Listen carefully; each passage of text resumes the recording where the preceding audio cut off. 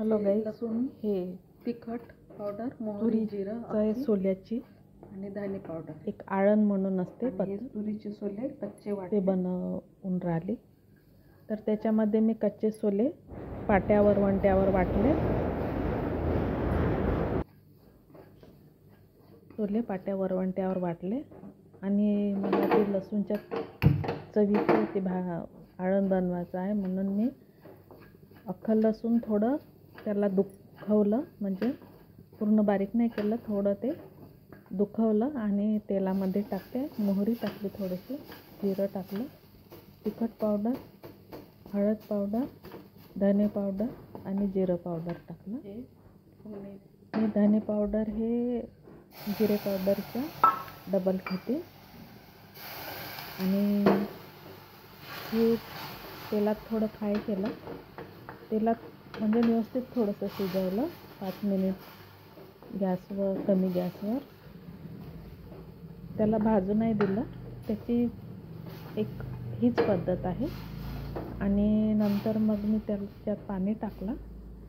पाणी टाकल्यानंतर जे लसूण आहे ते बघा, ते दिसत आहे ना, ते लसूण आहे, त्याला बारीक नाही केल्यामुळे. आणि ते कमी गॅसवर आता हे एका माणसासाठीच माझ्याकडे भाजी बनवायची आहे, म्हणून मी 1 प्लेट भाजी बनवली. तर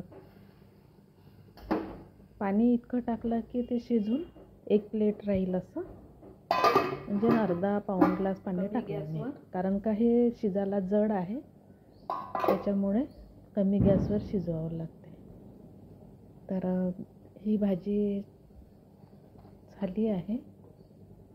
आता वरून सांबार टाकला मी टमाटर वगैरे टाकला नाही, तुम्ही टाकू शकता. तर ही भाजी बघा, ही झाली आहे परफेक्ट. आता हे तडका देत आहे मी. दह्याची चटणी, चण्याची डाळ भिजवलेली, दही टाकून मिक्सरला लावलेलं ते बघा. आता हा तडका त्याच्यात देते. तर त्याच्या तडक्यासाठी मध्ये मी लसूण वापरलेला आहे, मोहरी,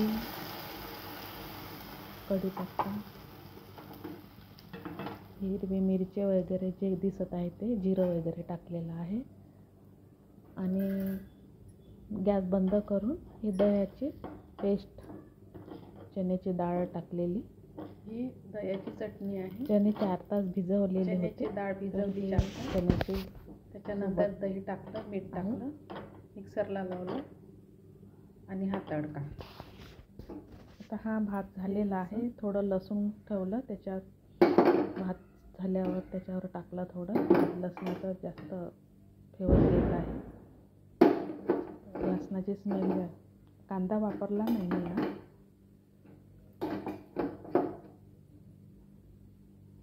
त्याच्यातच लसूण काढलेला आहे मी, कमी तेल टाकलेलं आहे.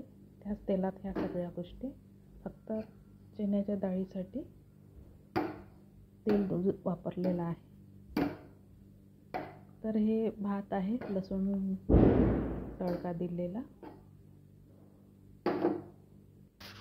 आता हे बघा थाली, आळण तुरी सोल्याचं,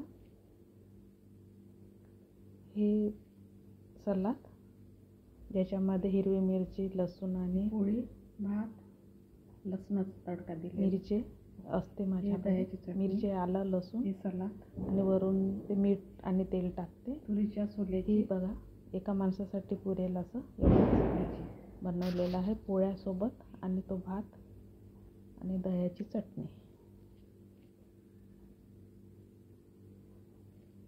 ही दह्याची चटणी, चण्याची डाळ घातलेली, भात, लसणाचा तडका, हे लसूण, हे दह्याची चटणी, हे सलाद, तुरीच्या सोल्याची ही भाजी फार रुचकर लागते. गावाकडली पद्धत आहे ही भाजी.